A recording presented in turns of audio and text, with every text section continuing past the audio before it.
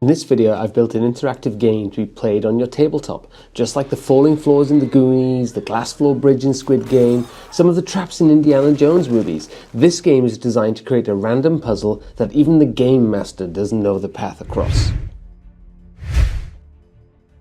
The game is designed around chance. As players move across the floor, only one place can be stepped upon. Others turn dark, emulating the idea that the player has fallen and received falling damage. Players have a 1 in 3 chance, left, center or right, to guess the way forward. This can be proved upon by a dice-based skill check or any other challenge the DM would like to challenge the player with. With a push of a remote control button, the options ahead of the player reduce by 1, making the chances 1 of 2 instead of 1 of 3. Now, various modifications can be done to up the anxiety a little. Emotional, damn it! In my variant for the game Hero Kids, I modify the rules to tell players that healing potions don't work whilst they're on the board, and once their life is down below a certain point, they cannot move ahead, and one of the other players must take the role for them. A vicious DM could then make each row have a different skill check, forcing a party to choose carefully which players to use for which row. Go on, put your guy in. It's alright. It's not. You ready? It's not. It's not. You ready? No way. No. It's not. To start with, I use a Terrain-Tronics Carnarvon Castle circuit board. It comes mostly pre-assembled and tested. It needs a couple of connectors soldered on, along with a Wemos D1 mini board that you can either source from Terrain-Tronics or Amazon. The playfield itself is built from commonly available RGB LED strip. There are a few strips made as standard. They have ones that have either 60 LEDs per meter, 100 LEDs per meter, or 144 LEDs per meter. I ended up choosing the 60 LEDs per meter, which made them about 15 millimeters apart. 2 of them per square would be about 30 millimeters, close enough for your usual 25 millimeter or 1 inch Dungeons & Dragons spacing.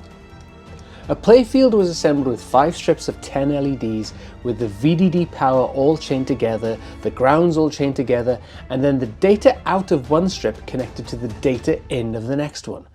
These LEDs all have a data input signal and a data output signal. Each of these strips connect the D out from one LED to the D in of the next. The Terrain-Tronics Carnarvon board allows you to connect a minimum of 256 LEDs and less if you don't need them. The Carnarvon Castle board allows a connection to a remote control receiver. This is a 1383 receiver and is bundled with a 1-inch door kit from Terrain-Tronics. I use some jumper wires from Amazon to hook these into my Carnarvon Castle and use the same remote from the kit as well. Other remotes can be used, but the code must be changed to listen appropriately, and that's a video for another time. Powering this beast is a small battery and charger circuit available from Amazon, links below. I use a small USB connector input board to bring the power in, jump over to the charger board, which then connects to the battery too. What makes this challenging is that the RGB LEDs all need 5 volts. Most lithium-ion batteries are only 3.7, so you need a voltage booster, and these boards from Amazon actually charge the battery and boost the voltage for use with the LEDs and so on. Knowing the radius of the board, I was able to create a mounting plate for the charger and the switch. This was all done in Fusion 360. Those 3D printer files are also available from Github, links below. Where we put the power switch is important. It'd be easy to think to put it right after the power connector, but it turns out that it's smarter to put it on the output of the booster. This means you switch off the game itself, but still leave it charging between games. And a note on battery life. I used a relatively small capacity battery for this build. Capacity is measured in milliamp hours. Looking back, I should have used a larger battery as the array of LEDs uses a lot of power when they're all lit up. As it is, this design can run for about 45 minutes to an hour, which should be more than enough for this encounter, but I would have liked a little extra margin. Thankfully, the standard creamy color used doesn't go full blast, but it's worth thinking about. And we'll come back to the code a little bit later, but for those of you simply wanting to copy paste my code, it's available over on the Terrain-Tronics Carnarvon Castle GitHub page. Nice and easy, and there's a link below.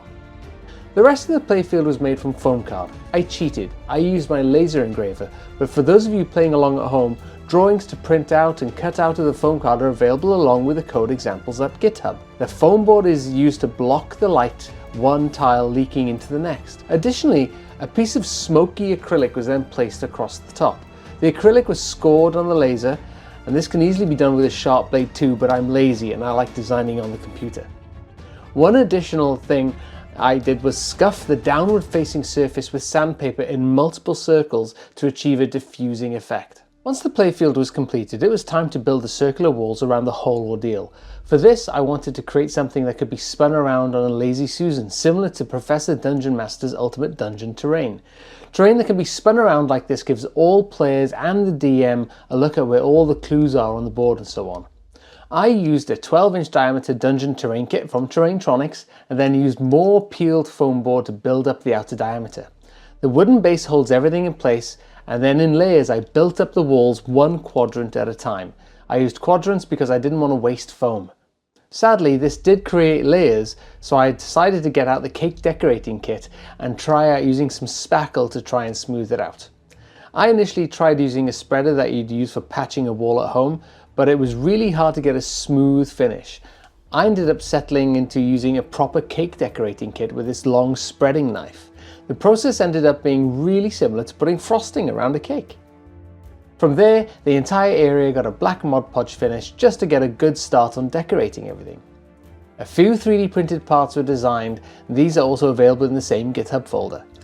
First, toppers for the frame to make it look like a handrail was designed. Nothing terribly complex here. They were printed and glued, and micro magnets were attached. Then I needed to find a place to put my IR receiver. I'm kicking myself for not thinking about somewhere to hide it in advance.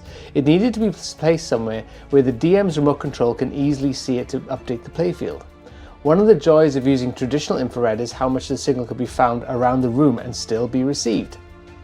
And now for the last bits. Decorations. Don't laugh, I went crazy with the hot glue to make a lava look and then used more spackle to emulate the sandy finish on both sides.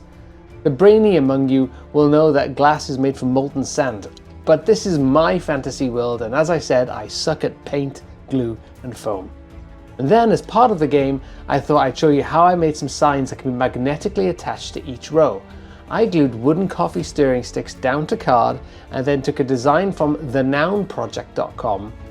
The website had a nice shield shape along with a few black and white icons that could be used to inform players of the challenges required to remove one of the options per row. I modified the external shape to include an M3 nut that could be glued to the bottom of the shield. The M3 hole in the middle fits perfectly around the tiny magnets I placed on the bridge itself. With all that done, let's have one more look at the game in play. Okay, one of them. Going for that one? No, I'm doing that one. I'm doing Ready? that one. Check it. Yeah! I'm thinking this one. I'm thinking that one. No, they're tricking us because it's already on a 3 streak. I think they're gonna go for a 4 streak. I think it's gonna try to. I've never seen a 4 streak. I'm doing this one. It's completely random. I know. Yeah, it's completely random. I'm doing this one. Go on, put your guy there. It's All right. It's not. You ready? It's not. It's not. You ready? No way. No. It's not. Oh!